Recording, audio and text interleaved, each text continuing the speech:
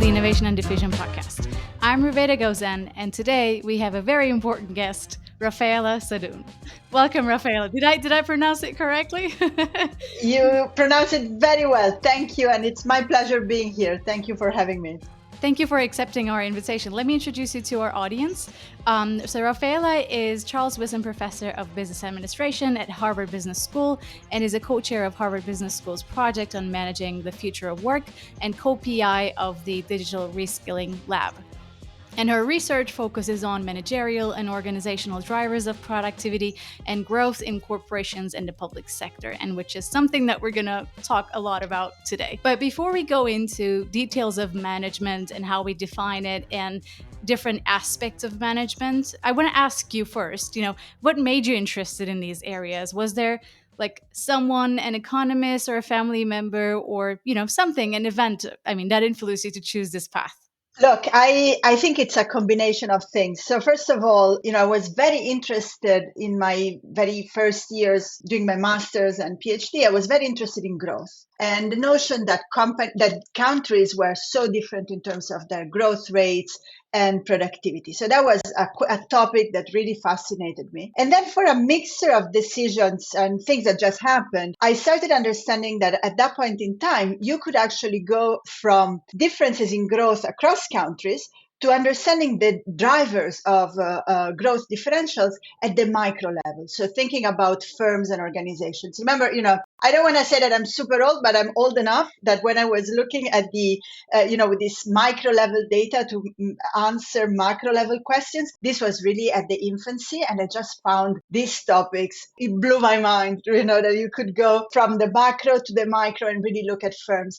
And I think what compounded my interest is a mix of personal factors and just luck. On the personal factor, my family was a family of entrepreneurs who actually rebuilt their companies different times due to different adversities. They were refugees at some point. And this entrepreneurial spirit, I thought, I was living it in my family as well as the issues that come with family-run businesses. So that was like something that at a personal level I found fascinating. And then the real luck, I think, was when I came to LSE I was transferring from Pompeu Fabra University in Spain and came to LSE. I just started going to the LSE library and got interested in this notion that, the diffusion of productivity may actually not be so automatic. And there are things that are related to the culture, to the society, to the competitive structures of economy that could actually slow down the diffusion of good ideas. And the cherry on top of that is that at that point, Crispy-Sarides was hiring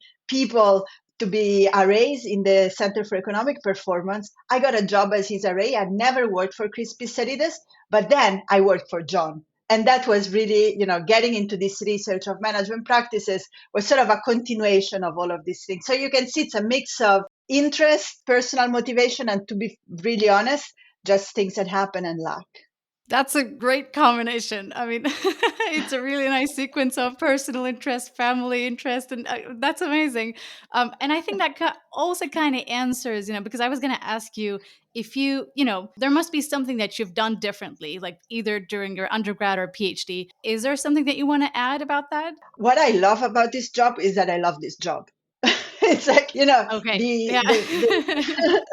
it's so cool because it's research is a creative activity. I think maybe one of the things that I really enjoy is working in teams, and as research, especially empirical research, has really become a team sport.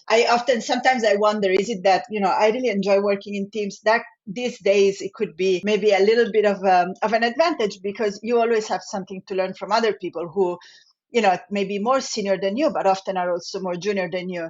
And it took me a while to shift, I'm Italian, you can hear it from my accent. We, more or less have a hierarchical academic structure. And, Same in Turkey, I guess. Okay, yeah, exactly. So, at the beginning, when you understand that good ideas can really come from anywhere, people who are younger, more, junior than you, different fields, it's an adjustment. But once you realize that that's really the nature of research, to be able to listen to different ideas, recombine them, find the motivation in people so that we can produce something cool together, I think I enjoy that aspect a lot. So then can we say that your production function can also be defined by like teamwork and collaborations? Or is there something 100%. else? Everything I do. Okay. Everything I do is teams, and everything I do, started by the imprinting that I had with the team. I think we're going to talk about management practices today, and the Word Management Survey was the first team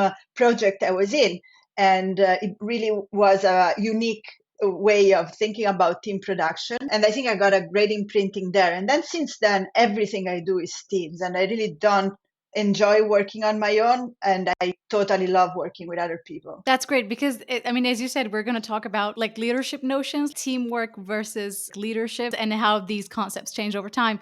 But maybe we can start talking about productivity a bit. And just to kind of give a brief introduction to our audience, in economics, there's a very important notion called total factor productivity. And simple terms, this basically means, the portion of output not explained by the growth of inputs, such as like labor, capital, or resources used in production. So basically, TFP is defined as the efficiency, with which the inputs are utilized in the production process. As everyone probably knows, some firms are more productive, some of them are less productive, and the reason why some firms are more productive is also kind of a black box. And one of the most important components is management. Like whether you're a teacher or a doctor or a researcher, I'm sure everyone has a sense, why management matters, and because we think that it can affect our own personal productivity. So since we're going to talk about management today, so to be on the same page, let's start with what we mean by management and how you define it, in your research, and then we can go into how we measure it, and then other Yeah. aspects of management. Yes. So, the caveat to what I'm about to say is that management is actually a broad idea. So I am going to focus on a very specific definition of management, but for all our listeners, of course, management is much more than that. It's strategy, finance, marketing. There are many, many aspects of management that I'm not going to talk about. What I am going to talk about is a very specific management practices that relate to the organization of production.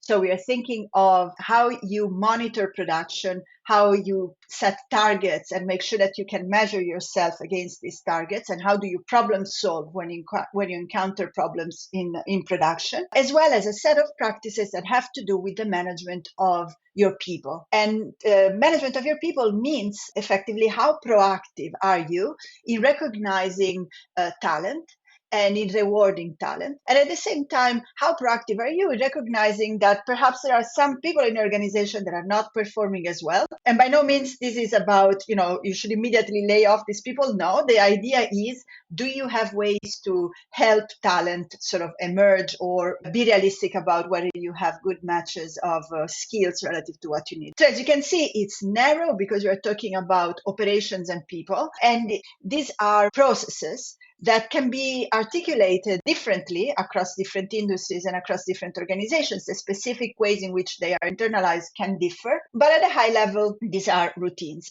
These are typically embedded in the organization. So you shouldn't think of, here is a manual, you read the manual and do it, although many of these practices have been actually codified. There are thousands of books about what companies should be doing in terms of processes, but it's really how are they adopted in the organization? Thank you.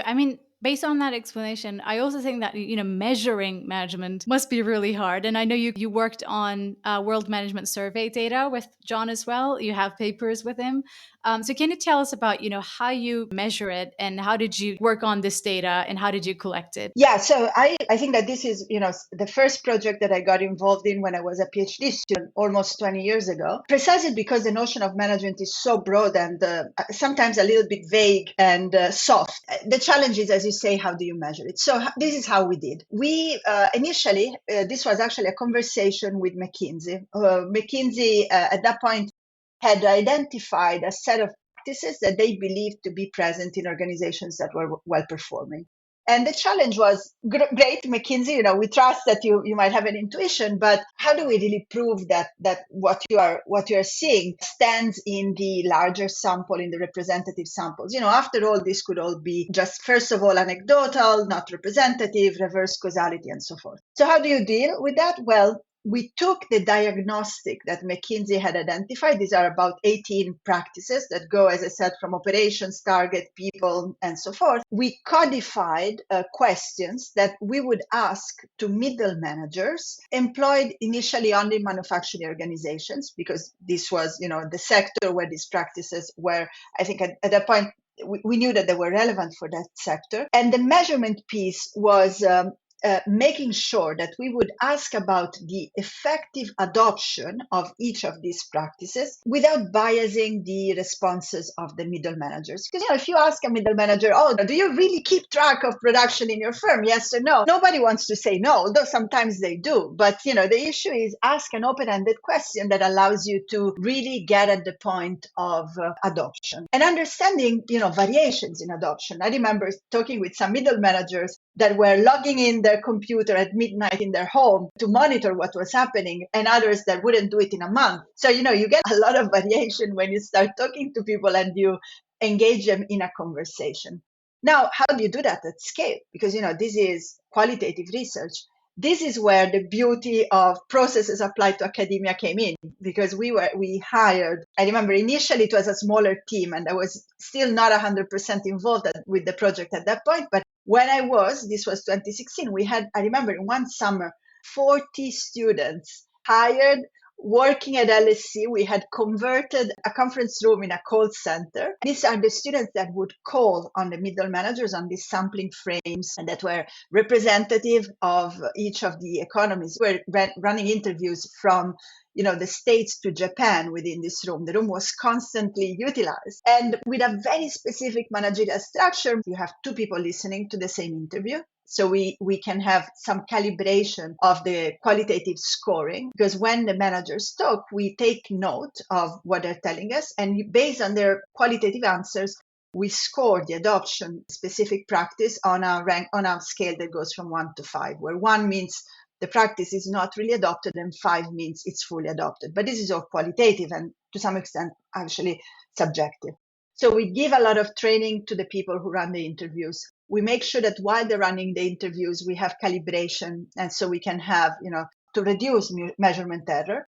And for every 3 or 4 analysts, we had a manager who would actually keep track of the quality and the quantity of interviews that were run. And then every month we would review all together what was coming through. So a very different way to think about a measurement project. Yeah, and it sounds amazing. And you have all those, people working on that project and doing the interviews on the phone. That's very interesting. And I would recommend, World Management Survey to PhD students or any researchers if they want to take a look at it. I think that's a really nice, detailed data set. Since we are interested in productivity and we kind of defined, what we mean by management and how you, created this data set, maybe we can talk about through which channels does management affect productivity in theory and practice? Yeah, I mean, look, in theory, it's typically, the A. When you look at the production function, you have, A is productivity, K capital, L is labor. So, one simple way to think about it, it's what makes part of the A, at least, of that productivity term. I think that, in practice, my sense is that it comes down to a couple of things that I see companies that are run well do differently. And I think one is, even in the selection of the inputs, and in particular when it comes to the labor inputs. So, practices that allow you to understand who is a good match for your company and how you motivate people and all of that stuff. These are things that have to do with both, how do you think about your people who you hire, and how do you keep that input motivated and interested and engaged. So something about selection and something about freeing the productivity or the engagement that people have. Part of it is about allocation. So really matching people. And again, I'm stressing here the people part, but you can think of this also in capital terms, matching people to the right type of skills as the company changes and deals with different problems. And I think that this is actually very important because, management is not a mechanical thing where you tell people what to do and they do it. You need to find somehow a way where the adoption of these practices is beneficial to the organization and, these productivity gains that we're describing, but it's also something that keeps people engaged. And so, the problem solving activity, making sure that you can leverage the expertise of people who are on the shop floor to understand what are the quality problems that you're facing and how would you solve them. There is a Japanese term for that. These are Kaizen sessions. For example, I have a company, let's say, and I'm aware of the fact that management does matter, but I don't know what the key factors are for better management practices. This is not kind of like asking you about all the books and stuff. They give management keys, like Yeah. and those kinds of suggestions. But in general, based on your experience and based on your research, what are the key factors that you found or drivers behind good management practices that led to higher productivity?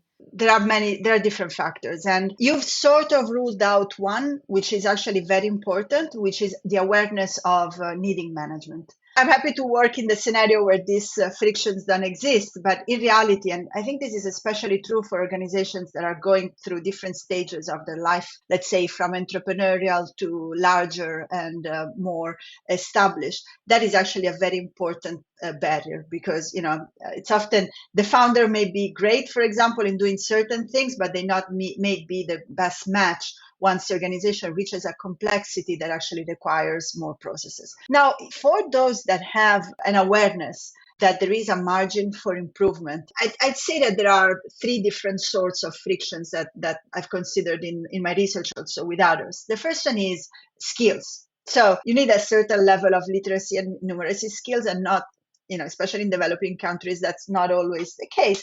But I'd say that there are definitely some skills that are missing even in organizations that are large.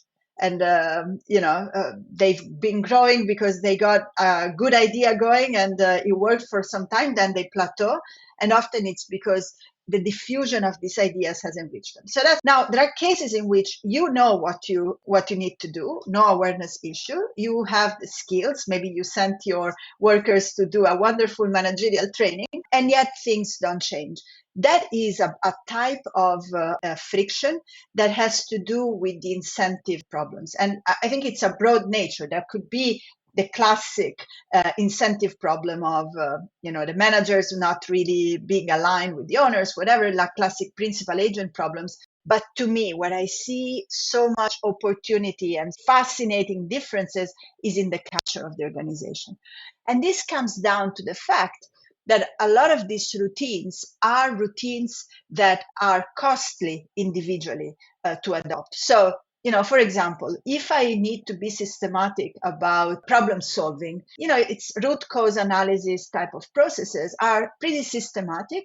And these are things that you would do, that you have to do in when you encounter a problem in a systematic way. Maybe you do it by yourself, but often you have to do it with other people. You have to expose to the group that there is a problem. And you have to be sure that when you expose this problem, there is no fear of retribution. People have to feel like they can contribute to giving input and giving you help, even regardless of the hierarchy. So you see how the adoption of a process is often embedded in the culture of an organization. And I think that often organizations are unable to understand that management practices is not about reading a book, but it's about persuading people and building a system where people feel they can be part of the story and contribute to the story. And this is something that can happen systematically in some firms and doesn't happen at all in other firms. And also, managerial capital, it's an important notion, right? The accumulation of that kind of knowledge. It's basically like human capital accumulation, because sometimes I also notice that we treat top managers as like, magicians, as if they just, No, they're not magicians. yeah, right. I mean, that's I think how we perceive them. So there should be definitely some experience or kind of managerial capital accumulation. So how do they differ in terms of accumulating that knowledge, and how come Oh, some other lovely firms? question. Yeah. Yeah. Lovely question. So there is actually an American Economic Review paper by Andrea Pratt and Walter Desain that formalizes what I'm about to tell you. But I think that they have this really nice idea of thinking about organizational capital as part of the production function. To the same, you have in a production function, you would have physical capital, labor, and they're thinking about organizational capital as one type of capital that contributes to firm productivity. And what they say is, well, there is something quite interesting about organizational capital. The first one is it moves very slowly. So, you don't buy in the market and, get 10 kilos of organizational capital. This thing evolves over time slowly. And they think of leaders and they think of this organizational capital as needing the direct contribution of leaders to be created. So a leader is somebody who contributes to organizational capital, knowing that the fruits of what they're doing are going to come slowly and not immediately. And in their model, we won't go into that, but you can see the tension between approaches to management that tend to be much more, let's go for the quick gain, or we can decide to allocate our time, our resources to building something that is actually slow moving and will reveal itself over time. So this is just a general framework. And I'm thinking of leaders not so much as magicians, but as people who have decided that they want to build organizational capital. So they have this mentality. And B, they are trustworthy. And so they're credible in their efforts in the way in which they convince their workers that this is what they are about. They're not about transactional relationships, but they're about building something together. Yeah, and also the market that you're in, whether it's competitive or not, that might also affect the supply or the quality of managers, right? I mean, empirically it does. We've seen it with very imperfect measures of competition and all of that. But I think empirically there is this positive correlation. And I think this is, part information and part incentives. Incentives is easy to understand. The market is more competitive. The slack that you might have in, not being really at the top of your game. If the market becomes more competitive, you have to react and you have to do something about it. That's like textbook effects of competition that creates the incentive to really rethink what you're doing and act on possible inefficiencies. There is also an informational component because, once you're exposed to competition, and you start comparing, this is, yardstick competition. You start comparing yourself with others and you understand that there are different ways of doing things. That can also be something that gives you ideas of, how do I, once you accept that that's possible, not always people accept it, but oh, great, this company is doing something quite different. Maybe I could do that too. And so this is transmission of knowledge that happens across networks of firms. The issue of managerial capital is demand and supply. To improve or upgrade your managerial capital often comes from hiring people from outside that can bring new ideas and implement new ideas. And the reality is that managerial markets are not always thick.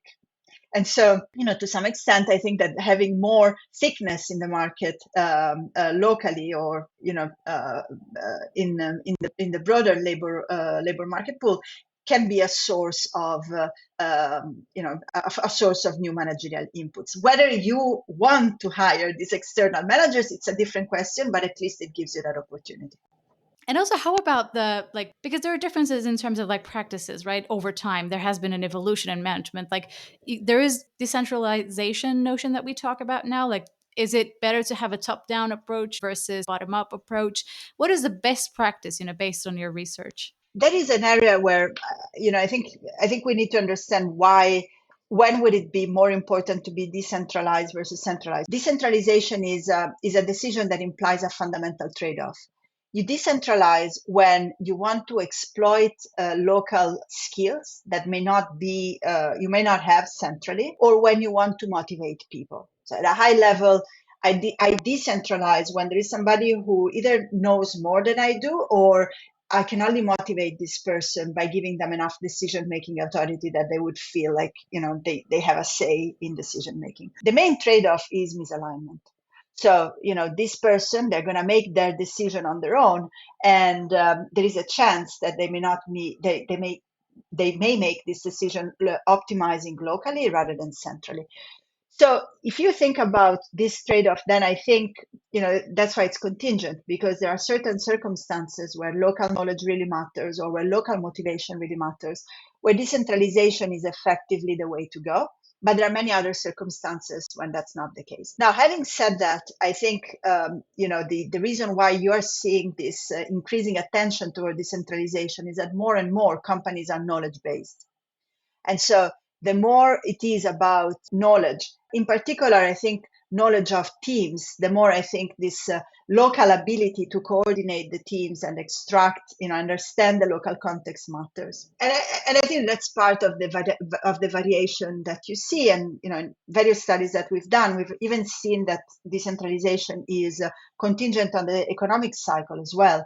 Reacting to shocks. When you have local knowledge that local context changes rapidly, you want to have some people who are able to react quickly, and if they are empowered and decentralized, they do that. Now, the other side of the coin is that, of course, culture still matters, and in fact, what we see is that the organization of firms follows some interesting patterns, and in particular, decentralization is more likely to happen in countries where there is higher trust. I told you that there is this trade-off. I may benefit from decentralizing, but I might lose because you may take this power and do whatever you like. Trust is something that alters the trade-off, because you are attributing a lower probability to the event that people will screw you if you give them the power. Sorry about the word. And it's so cool to see the data. These differences in decentralization across countries for companies that are in the same industry, same size. The typical example would be, Sweden versus Italy. Very, very different ways of organizing the firm, and ways of organizing the firm that then transcend borders. So if you take a Swedish firm in Italy and you compare it to an Italian plant of a similar size, but an Italian plant, you will see that the Swedish plant is Swedish even when it's in Italy. So, that's like the parent organization has contaminated the plant even even outside of the home country. That opens a whole set of questions about the dissemination of management and organizational practices within firms across countries. I thought maybe, they could convert to the local, culture. I thought maybe they would change, but obviously they didn't. That's interesting. No, various degrees, right? But no, but Yeah. the HQ culture actually is quite strong. And one thing, one application I was thinking about the decentralization. I mean, especially like when you think about natural disasters, in terms of such emergency, situations, I think decentralized management is extremely important, because if you wait, for example, for orders, like if you have a really strong hierarchy and if you wait orders from the top, then it's going to take a long time for you to act. So, I mean, I think that's something that we actually witnessed in one of the biggest earthquakes, like in Turkey last year in February, and that was one of the main problems, actually, because local teams, had a difficulty to act. So in that sense, when you were explaining, and when I looked at your papers, that reminded me like how decentralization can be important in other fields, like kind of related to natural disasters and Absolutely. other Oh areas. my God, absolutely. And I think it would be very interesting to study what you described in Turkey to improve, how we organize responses. But I can tell you that I think Atul Gawande, who's he's a healthcare genius, but completely different field. But he was describing to me when Hurricane Katrina hit the U.S. He was describing to me the response. I think he wrote it up in an article too. The response of FEMA versus the response of Walmart.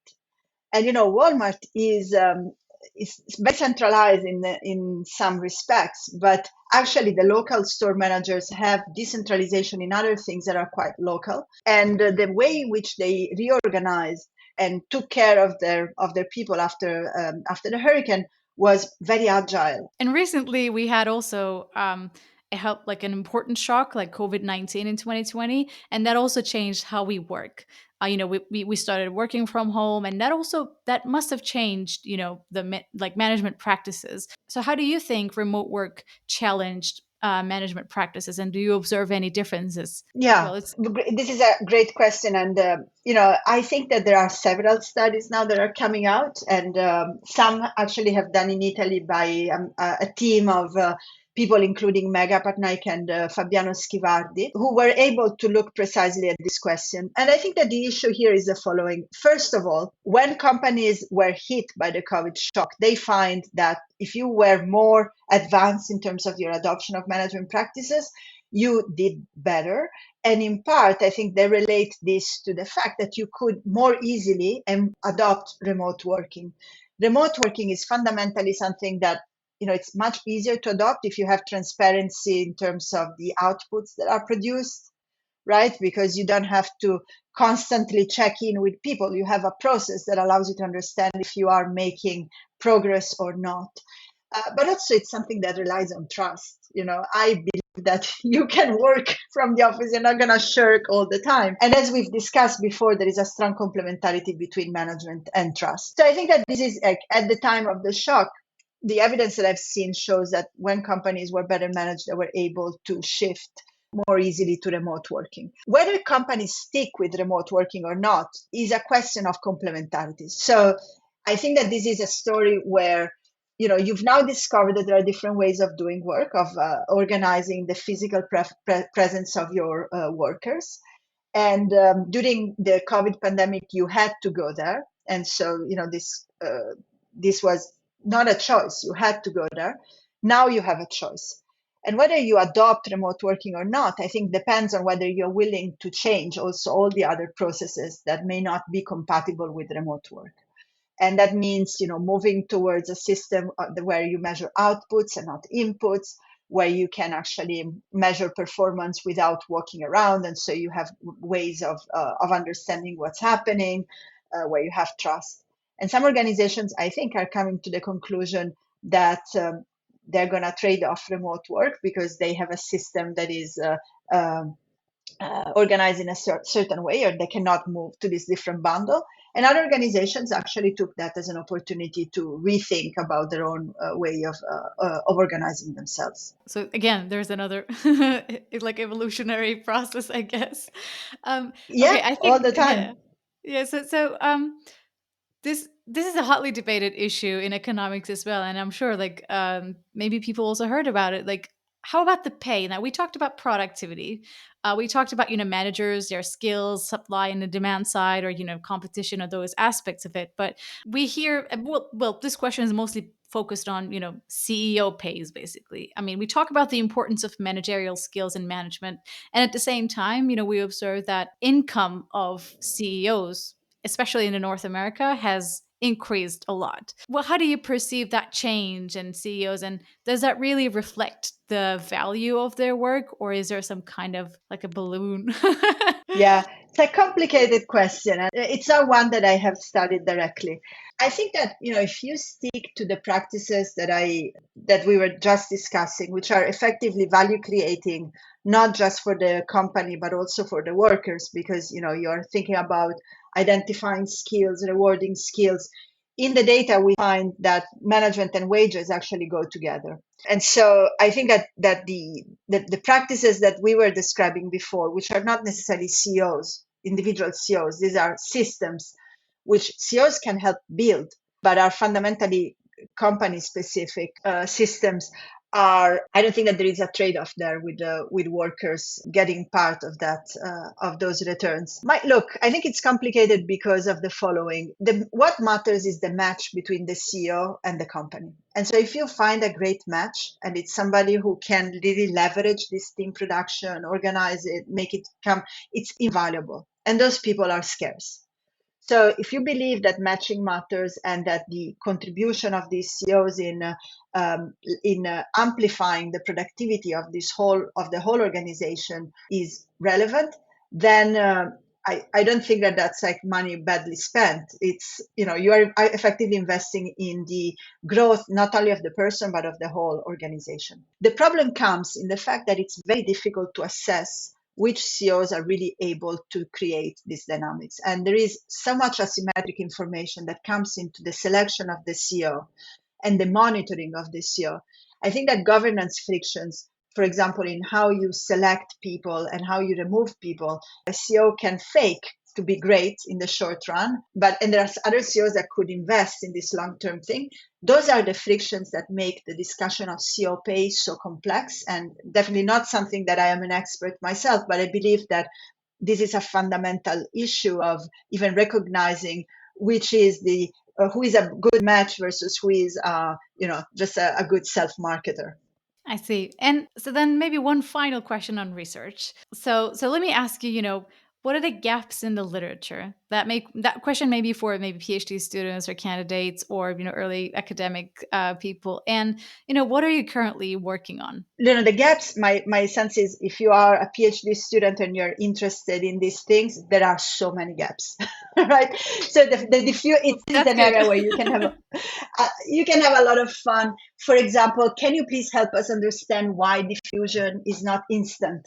Right? What are the frictions to the diffusion of management practices? I don't think we have a lot to say on that. Can you help us understand, what's the process of local adaptation of a process of a, managerial practice? Because at the end of the day, I described something that is quite genetic, but my experience has been that what really matters is how you translate general principles into the reality of the organizations. And there might be frictions there that we don't see. Can you help us understand the role of managerial education and how that should happen, and whether it's through peers, through networks, through schooling? So I think that there is really a lot to do on management. Personally, for me, a topic that I am really passionate about right now is the notion of skilling and reskilling of workers. And this is something that I think is very relevant given the fact, and it's effectively educating the adult population, both people who already have a job and may be mismatched in their job, or whose job may become obsolete. I think this is an intersection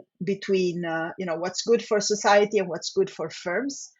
And what I'm starting to understand is that, in fact, a lot of the management practices that I had studied in the past and its differences in how you think about human capital within your firm intersect with your training practices and your skilling practices. And so I think that for me, it's, I'm trying to, with many other co-authors and, great people, we are trying to uncover what are the frictions that make firms. I don't think that firms are now not investing in training. Actually, there is a ton of investment in training, but we want to understand practices that make these training investments more effective. And there is also a lot to study in the public sector, because even there, that's like, it's a driver of growth. We know that education and skills are a driver of growth, but I don't think we have figured out how to organize these investments in an optimal way. I noted the question. Those are great questions, and those are great areas to work on. Fantastic. Yeah, I hope people, find those areas interesting. So maybe we can switch to the cheesy questions. Since we talked about, management a lot, so let me ask you that question. Well, you work in teams, you had RAs, and you were basically a manager. So what is one strategy that you apply and that you think helps, and it creates products or results in your research teams or projects? Any better management strategy suggestions for such research groups? Yeah, I'm gonna look at people that I admire in when they that do this thing well more than myself. So I can tell you what my aspirations are. I don't think I always meet my aspirations, but it actually starts from phrasing the research question with clarity early on and being very strategic about the research question. Research is so much fun, and it's like a little bit walking in a candy store. You walk around, so many things to do research on in principle. And unfortunately, that has been my experience too. Sometimes you get in a research project and it requires a ton of time and effort by everybody, but you don't see the output. And the reason why you don't see the output is that you were not strategic exempt. And I think that that's like really thinking carefully about the research question. Can you really prove what you would like to do? Can you claim? Are you going to overclaim? I mean, that's a constant struggle. I have to be honest, because there are so many things that could be studied, and then there are, however, very few things that can be studied credibly or in a way that you can convince others that you are on something relevant. Then I think on the assuming you have a good question, research is fun. I mean, research is fun, and it's something that can be incredibly motivating and fun and enriching. And often I see that maybe miscommunication, lack of empathy, really understanding where people are coming from, could detract from the fun of the experience, because it's a fun experience, but it's also a highly uncertain experience. And especially when when you're junior, you have a lot of anxieties about, am I going to be recognized for this, what I'm doing? Is this going anywhere? So I'd say perhaps there it's again a constant struggle. I'm not saying I do this well, but I think having clarity on what's in it for you if we work together, and what are the expectations to be part of the team are important things to do. I'd say that the main advice would be you have to find your tribe, because at the end of the day it's a constant adjustment and dealing with uncertainty, and if you don't trust your team, or if you don't like your team, which often happens, this whole thing can collapse. I agree. If you love the team, it really works. It just works, But if there are Yeah. problems, then it's just like it doesn't go that well, I think. And well, I mean, you said research is fun because I was gonna ask you, do you have any guilty like pleasure like TV shows or books that help you unwind after a long day of research? But it looks like you would Yes. say, I mean, you're already having fun during the day, so. Yeah, I'm a nerd, but I am counting the days to the Great British Bake Off. So that's like my guilty pleasure. I love the Great Oh, British that's Bake Off. amazing. I agree. I completely agree. That's an amazing show. So then maybe one final question, because I think how you answered that question was like, you also gave some advice to people, in their early academic career. But if you were to, if you could travel to any era, like in the future or the past, where would you go and why? Let's finish, this episode with that Um, question. oh my God, that's a complicated question. I'm intrigued by Vienna in the 20s, or sort of just before the 1920s, because it seemed like such an interesting period to be in, very rich from a lot of domains, from music to literature to art. But then, what scares me is what happened afterwards. And so actually, you know what, I'm going to say that I want to be where I am now, right now, with all my friends or everybody else. I'm curious to maybe peek into the other eras, but I think it's important also to keep your feet and, be mindful of the reality, which may be better than what we experience. Right, exactly. Thank you very much, Raffaella. It was so nice to have you here. I loved your energy. And it was a great talk. I hope also our audience enjoyed this talk. And we're looking forward to seeing you in the next episode. See you later. Bye. Thank you. Bye bye.